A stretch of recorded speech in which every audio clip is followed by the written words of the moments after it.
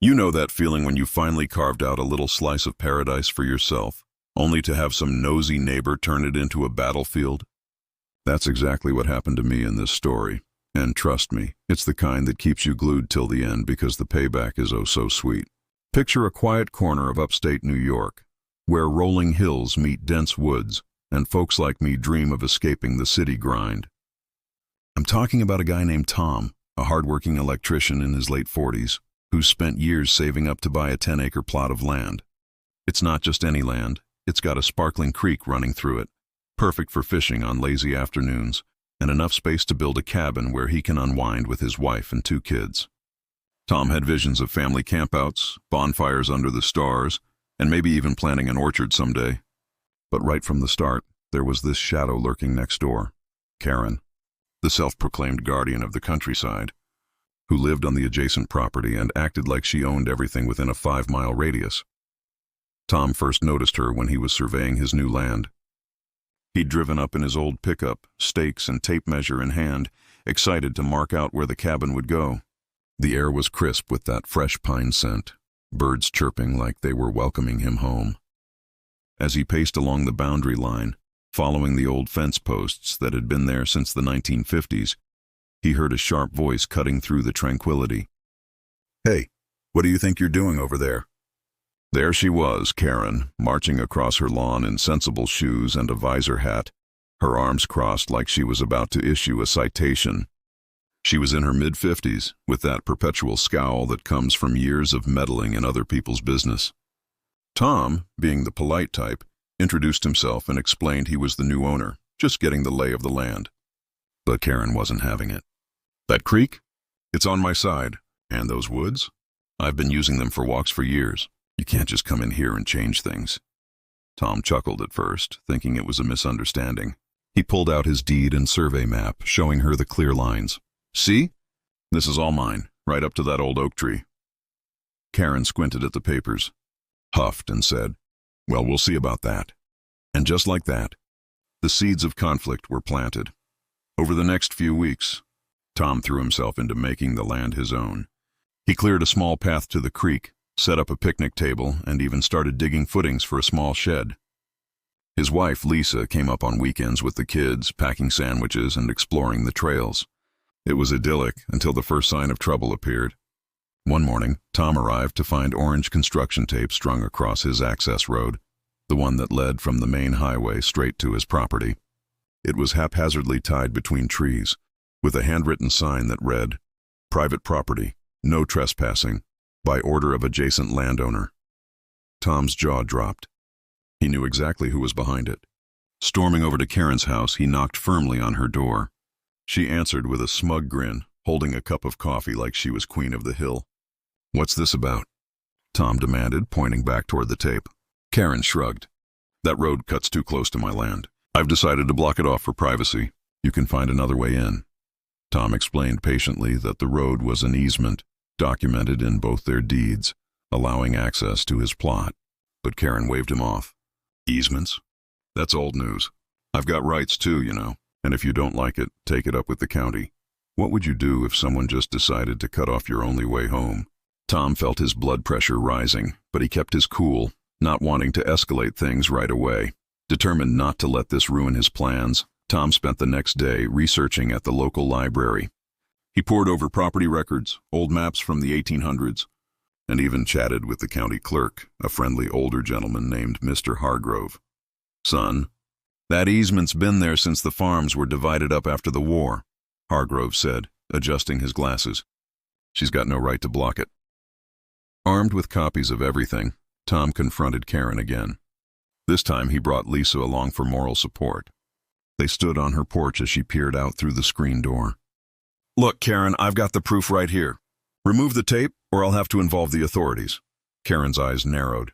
"Authorities? Go ahead. I've lived here longer than you've been alive. This land knows me." She slammed the door, leaving Tom and Lisa fuming on the steps. That night, back in their city apartment, Tom couldn't sleep. He tossed and turned, replaying the encounter. How could someone be so unreasonable? It wasn't just about the land anymore. It was about principle. He decided to give her one more chance before escalating. The following weekend, things got worse. Tom pulled up to find not just tape, but actual barriers, old logs and branches piled across the road, making it impossible to drive through. His truck's tires spun in the mud as he tried to navigate around, but it was no use. Frustrated, he hiked the rest of the way, sweat dripping down his back under the summer sun. When he reached his clearing, he discovered more sabotage. His picnic table overturned. The shed footings filled with dirt and spray-painted warnings on the trees saying, "Stay out." It was clear Karen had crossed onto his property to do this. Tom's hands shook with anger as he called the sheriff's department. Deputy Ramirez arrived an hour later, a no-nonsense woman with a clipboard. She listened to Tom's story, examined the deeds, and then walked over to Karen's place. From a distance, Tom could hear the heated exchange. "Ma'am, you need to clear this road immediately. It's not yours to block." Karen's voice rose in protest. "But it's dangerous. What if kids wander over?" "I'm just protecting the community." The deputy wasn't swayed. She issued a warning and supervised as Karen reluctantly removed the barriers, grumbling the whole time about newcomers ruining everything. For a brief moment, Tom thought that was the end of it. He rebuilt his footings, righted the table, and even invited some neighbors over for a casual get-together to smooth things over. A few folks showed up. Mr. Jenkins from down the road, a retired farmer, and the Millers, a young couple new to the area. They shared beers and stories around the fire pit, laughing about small-town quirks. But Karen? She watched from her window, binoculars in hand, no doubt plotting her next move. And sure enough, it came swiftly. A few days later, Tom received a letter from the county zoning board. It claimed his land was in violation of environmental regulations, something about disturbing wetlands near the creek. The fine? $5,000 if not corrected immediately. Tom's heart sank. He hadn't touched anything near the water. His projects were all on dry ground. Digging deeper, he found out Karen had filed the complaint anonymously, but her handwriting on the attached photos gave her away. She accused him of illegal dumping and habitat destruction, complete with staged pictures of trash that wasn't even his. This was war now. Tom hired a local lawyer, Ms. Patel, a sharp-minded attorney who'd dealt with property disputes before. "Classic case of adverse possession attempt," she said over coffee in her office. "She's trying to claim your land by blocking access and creating issues, hoping you'll give up." Tom nodded, his resolve hardening. Together, they gathered evidence. Trail cam footage he'd set up showing Karen trespassing, witness statements from the neighbors about her reputation for stirring trouble, and an independent survey confirming the boundaries. Ms. Patel filed a countersuit for harassment, trespassing, and slanderous complaints. But Karen didn't back down. She countered with her own lawyer, a slick city type who argued historical use of the land. The court date was set and the neighborhood buzzed with gossip. Folks whispered at the local diner about that land feud up on the hill. Tom felt the weight of it all, nights spent poring over documents, days worrying about the costs. Lisa supported him, reminding him why they bought the place. "For our future, Tom. Don't let her steal that." As the hearing approached, Tom uncovered something juicy. While reviewing old county records with Mr. Hargrove's help, he discovered Karen's own property had violations galore. Her fence encroached on public land. She'd built an unpermitted shed years ago, and worst of all, she'd been diverting water from the creek for her garden without a permit. Exactly the kind of environmental issue she'd accused him of. It was hypocrisy at its finest. Tom shared this with Ms. Patel, who grinned like a cat with cream. This changes everything. They subpoenaed records and prepared to drop the bomb in court. The day arrived, a stuffy courtroom in the county seat with wooden benches creaking under the weight of curious onlookers. Karen sat primly in a pantsuit, her lawyer whispering in her ear. Tom, in his best shirt, felt nervous but ready. The judge, an older man with a stern gaze, called the case. Ms. Patel presented first. Maps, photos, the easement deed. Then came the trail cam videos, clear shots of Karen sneaking onto Tom's land at dusk, spray can in hand. Gasps rippled through the room. Karen's face turned pale. Her lawyer objected, but the judge overruled. When it was Karen's turn, she took the stand, spinning tales of community preservation and how Tom's urban ways threatened the rural charm. But Ms. Patel cross-examined ruthlessly. "Isn't it true, Ms. Karen, that your own property has similar violations?" She laid out the evidence, photos of Karen's illegal fence, water diversion permits that never existed. Karen stammered, "Well, that's different. I've been here forever." The judge wasn't impressed. "Ma'am, the law applies to everyone." He ruled in Tom's favor, ordered Karen to pay damages, remove her encroachments, and cease all interference, plus a restraining order to keep her off his land. As the gavel banged, Karen's shoulders slumped. She regretted it all right. Her meddling had backfired spectacularly. In the aftermath, Tom finally built that cabin. It's a cozy log structure now with a porch overlooking the creek where the kids fish for trout. The neighbors, freed from Karen's reign of terror, even formed a loose association to help each other out. No tyrannical rules, just friendly support. Karen? She sold her place a year later, moving to a condo in the city where HOAs handle the drama for her. Tom looks back on it with a mix of exasperation and triumph. "It taught me to stand my ground," he says. And for anyone out there dealing with a similar nightmare, remember, documentation is your best friend, and sometimes the bully's own secrets are their undoing. If this rings a bell for your own experiences, drop them in the comments. I'd love to hear how you handled your landlords or nosy neighbors. Thanks for sticking with me through this tale. If you enjoyed it, give it a thumbs up and subscribe for more stories where justice wins out. See you next time. Wait, that was just the beginning of the deeper dive. Let's peel back more layers because this story has twists that keep unfolding. You see, after the court victory, Tom thought peace had finally settled over his acres. The leaves turned golden that fall, and he spent weekends raking, planning for winter. But Karen, bitter from her defeat, didn't vanish quietly. Whispers reached Tom from Mr. Jenkins. She'd been bad-mouthing him at town meetings, calling him a city slicker destroyer of nature.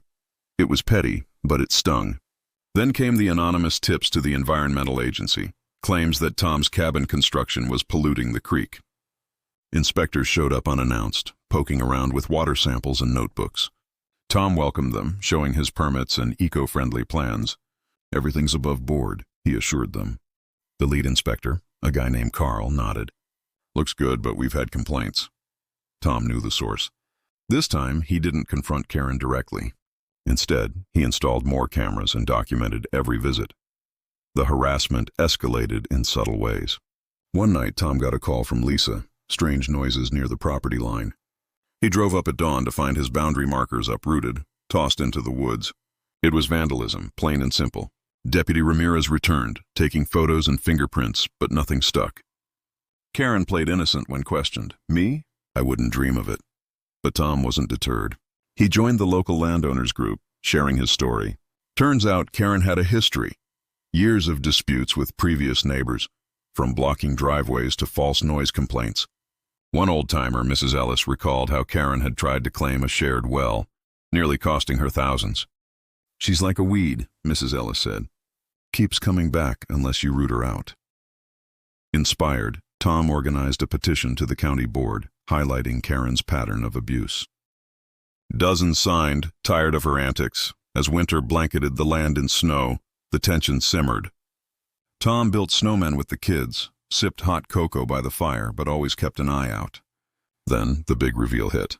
While clearing snow from his driveway, Tom stumbled upon buried markers, old stone boundaries that predated even the deeds. Curious, he hired a historian from the State University to investigate, Dr. Lang, an enthusiastic academic with a beard like Santa's, unearthed records from the 1700s. The land had been part of a Revolutionary War grant, with protections against encroachment. More importantly, Karen's property line was actually 20 feet shorter than she claimed. Her house extension sat partially on Tom's land. It was a surveying error from decades ago that she'd exploited. Tom couldn't believe it. All this time she's been the trespasser. Ms. Patel jumped on it, filing for quiet title action to correct the boundaries. The court hearing was a sequel to the first, with even more spectators. Karen arrived looking defiant, but when Dr. Lang testified with ancient maps and GPS overlays, her composure cracked. "This is outrageous," she yelled. "I've paid taxes on that land." But the evidence was ironclad. The judge ordered a resurvey and compensation to Tom for the borrowed space. Karen had to demolish part of her deck, paying contractors out of pocket. The humiliation was complete. She became the town pariah, her complaints dismissed as cries of a wolf. Tom's land flourished after that. He planted those apple trees, built a swing set for the grandkids someday, and even hosted community events like hayrides. The creek babbled peacefully, a symbol of reclaimed freedom. Reflecting on it all, Tom often says, "Curiosity saved me, digging deeper turned the tables." And that's the magic of these stories.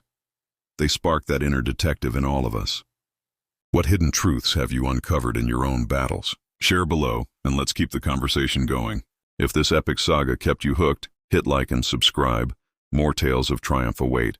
But hold on, there's even more to this because real life doesn't tie up neatly. Post-victory, Tom faced unexpected alliances. Mr. Jenkins, once neutral, became a buddy, swapping fishing tips over the fence. The Millers invited him to barbecues, turning the neighborhood into a true community. Karen's departure left a void, but a positive one. Folks breathed easier. Yet curiosity lingers. What drove Karen? Rumors swirled of her lonely life, a divorce years back, perhaps using control as a crutch. Tom pondered this during quiet evenings, staring at the stars. He even sent her a neutral note when she moved, wishing well. No response, but it closed his chapter. Expanding the land became Tom's new passion. He added a greenhouse, growing veggies year-round, and volunteered with the landowners group to prevent future Karens. Workshops on property rights drew crowds, empowering others. One attendee, a widow named Sarah, shared her own story of a bullying neighbor, inspiring Tom to mentor her through it. Success bred success. The land wasn't just property. It was legacy, seasons cycled, spring blooms, summer swims in the creek, fall harvests, winter reflections. Tom's family grew closer, bonds forged in adversity. The kids learned resilience, Lisa found joy in gardening, and through it all, that initial spark of curiosity, what if I fight back, fueled everything. It's what makes these narratives irresistible. They mirror our own what-ifs, urging us to question, investigate, and prevail. If you're still with me, imagine applying this to your life. That nagging issue at work or home, dig deeper, and who knows what you'll find. Thanks for the journey. Your engagement means the world. Like, comment your curiosities, and subscribe for endless inspiration. Until next time, keep curious.